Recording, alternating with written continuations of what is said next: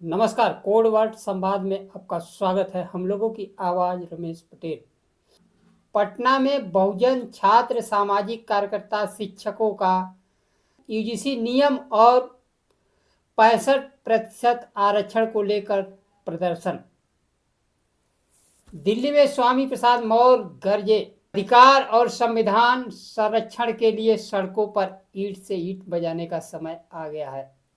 समय के साथ खबर पाने के लिए चैनल को सब्सक्राइब करें। नमस्कार, खबर विस्तार से।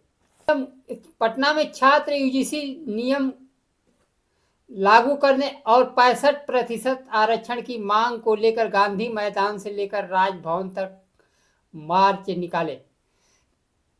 छात्र बैरिकेडिंग और पुलिस की बाधा पार करते हुए आगे बढ़ने की कोशिश की।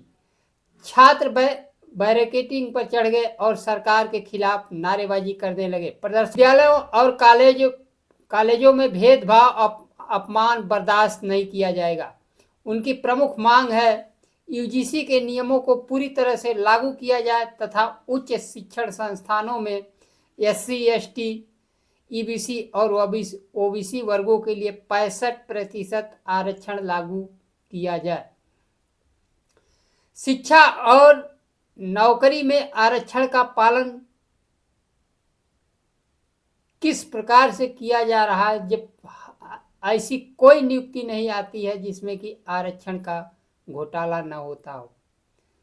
यूजीसी के नियमों को लेकर सर्वोच्च न्यायालय ने पिछले जनवरी माह में रोक लगा दी थी।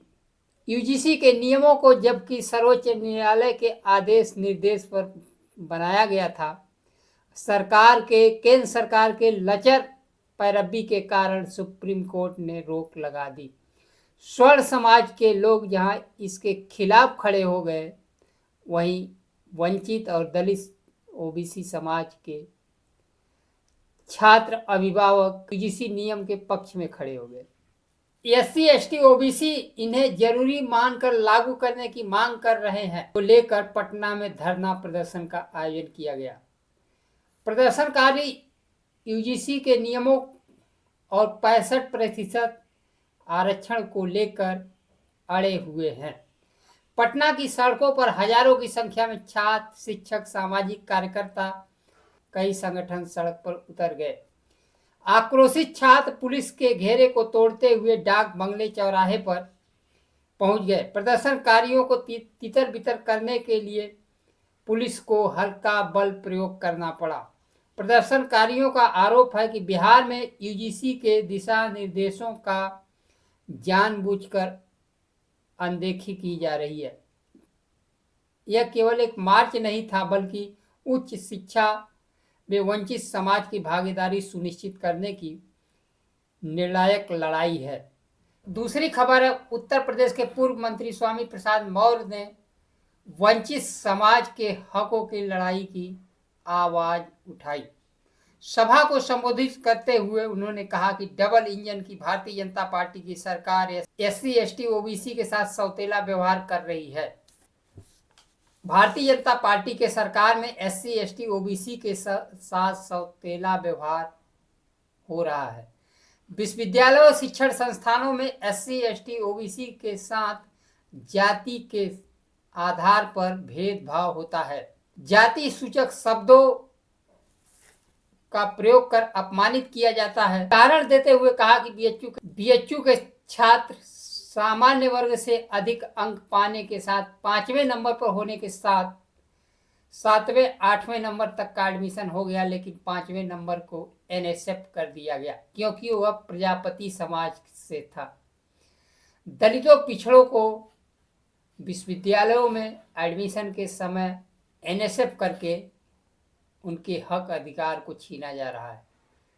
शिक्षकों की भर्ती, प्रोफेसर, रीडर, असिस्टेंट प्रोफेसर की भर्तियों में भी बड़े पैमाने पर इनके हकों पर डकैती की जाती है। बिना विज्ञापन के शिक्षकों की भर्ती की जाती है।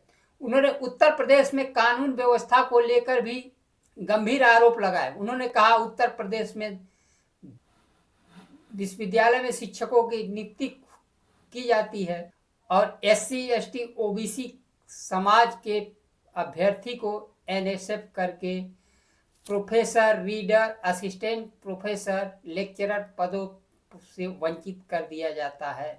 लेक्चरर पदों पर नियुक्ति से वंचित कर दिया जाता है। उत्तर प्रदेश में कानून व्यवस्था को लेकर उन्होंने कहा कि दलित पिछड़े वर्ग के लोगों की रोजाना दर्जनों हत्याएं हो रही हैं। साथ ही उन्होंने कहा कि दलित पिछड़े देश में सर्वोच्च पद पर भी पहुंच जाए तो भी उनको अपमानित किया जाता है। चाहे पूर्व राष्ट्रपति रहे हो, चाहे पूर्व CGI रहे हो, समय समय पर CGI के साथ वर्तमान राष्ट्रपति के अपमान की भी बात कही उन्होंने। साथ ही कहा कि इन वर्गों को अपमान करने की आदत बनी हुई है। हर हालत में UGC समता कानून लागू होना चाहिए। रोक को लेकर उन्होंने केंद्र सरकार की लापरवाही बताया। लचर पैरवी का नतीजा है कि सुप्रीम कोर्ट ने UGC कानूनों पर रोक लगाई। भारतीय जनता पार्टी दलितों पिछड़ों को UGC का झुंझुना पकड़ाकर इस्तेमाल करना चाहती है। हक, अधिकार, सामाजिक संरक्षण के लिए सड़कों पर उतरकर ईंट से ईंट बजा देने का वक्त आ गया है। आज के लिए बस इतना ही। नमस्कार। जय संविधान।